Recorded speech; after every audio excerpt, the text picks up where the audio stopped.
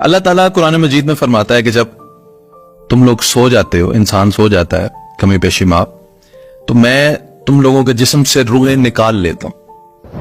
تو انسان اس کا مطلب ہے روز سوتا ہے اس کی روح نکل جاتی ہے، روز اٹھتا ہے اس کی روح واپس ہوتی ہے اس کے اندر. بابا جی جب یہ جس کو میں بہت آسان سمجھا دوں آپ کو.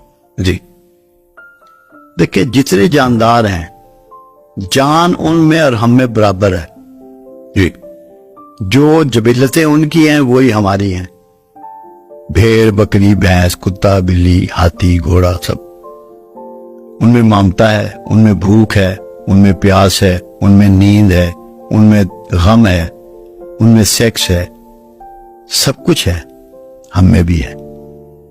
ہمیں ایکسٹرا چیز جو دی گئی ہے وہ شعور ہے. واہ.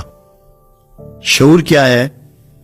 خیر و شر میں تمیز کر سکتے ہیں، ماضی میں جھانک سکتے ہیں، مستقبل میں جھانک سکتے ہیں، اپنی زندگی کی فلموں کو ریوائنڈ کر سکتے ہیں، اپنے سراؤنڈنگ میں تبدیلی لا سکتے ہیں. سوتے ہوئے آپ شعور میں نہیں رہتے. واہ واہ واہ. سمجھ گئے بات آپ؟ میں سمجھ گیا.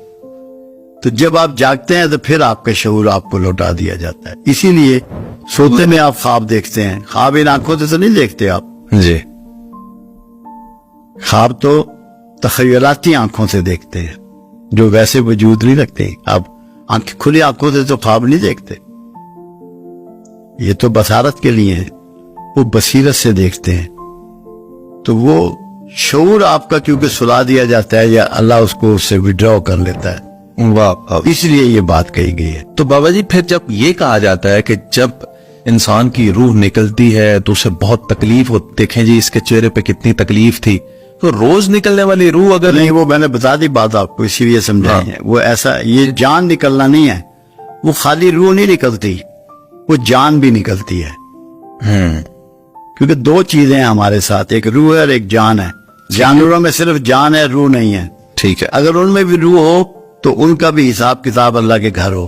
ان کا حساب کتاب جانوروں کا نہیں ہونا، کیونکہ انہیں بنیادی شعور خیر اور شر کا دیا ہی نہیں گیا. ہمیں تو اللہ کہہ رہا ہے کہ ہم ہی نے تمہیں الہام کیا تقویٰ، اور ہم ہی تمہیں ہیں الہام کرنے والے فسق و فجور. دونوں چیزیں ہم سکھاتے ہیں تمہیں. راستہ تم نے اپنے لیے متعین کرنا ہے. پھر موت کے بعد کچھ لوگ تکلیف میں، کچھ اطمینان کی موت کیوں مرتے ہیں؟